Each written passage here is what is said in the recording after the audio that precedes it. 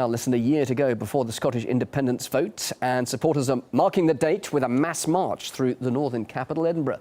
But even though time is ticking, it's far from clear which way the vote will swing. Separatists say huge oil reserves will guarantee the country's fortunes, while London says the north and south are better off together. RT Sarah Firth reports now from the Scottish capital.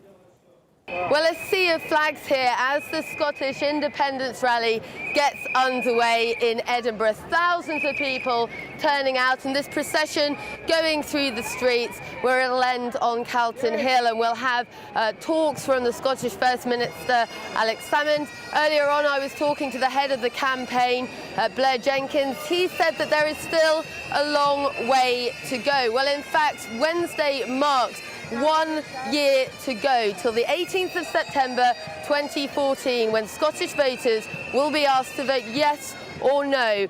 It beggars belief to me why people wouldn't want the government they vote for to make decisions about themselves. You know, we voted for a completely different government than we got, yet we're expected to take policies that they dictate to us, and that doesn't seem like a democracy to me. There's a lot of risk. I think today is about a show of confidence. Today is about the people of Scotland saying, we're not afraid. A lot of the No campaign or the Better Together campaign has been very negative, and today is about the people of Scotland just saying, we're not afraid. We are a strong, independent nation, and we will take the opportunities that are there. And a lot of people have come here with their children. It's a family event. You can see the crowds here coming down with their signs. One of the signs I was reading earlier saying, yes takes courage. Well, it certainly does, but it's going to take a lot more than courage to get the amount that they need to see Scotland become an independent country. And there are some big questions that still need to be answered. Now, we're going to see the government publishing its white paper in November. That, it's thought, will address some really crucial issues for the Yes campaign, not least the question of currency, what Scotland would do were it to become independent, the role that North Sea oil would play.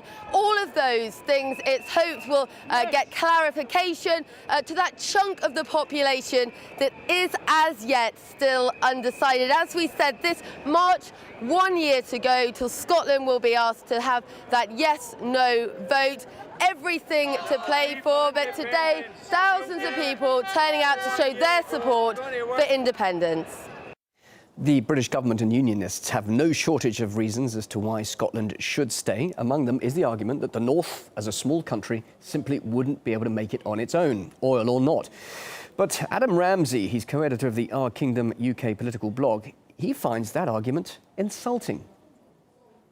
Scotland's got the same population as Denmark, about as big a country than Norway. In fact, if you look at a list of countries by population in the world, Scotland is right in the middle. It's the same size as the median country. So I think the idea that a normal-sized country can't survive is insulting to all those other smaller countries who do very well. And certainly, I think it's obvious that Scotland can do very well. It's a very, very rich country. It's one of the richest countries on earth per capita, and I don't see any good reason to see why Scotland couldn't make it like Denmark can.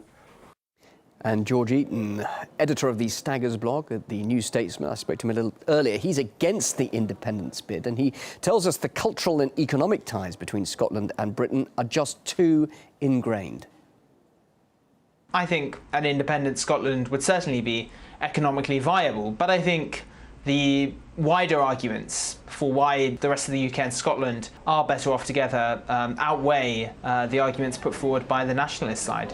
The cultural and social ties between Scotland and England and the rest of the UK are incredibly vital and an important part of our history. And I think that's something that would be diminished were Scotland to become an independent country. I think it's quite sensible to devolve greater powers to Scotland in the future, but I don't see the need for it to become an entirely separate country with its own army, its own foreign policy, its own embassies, and so on.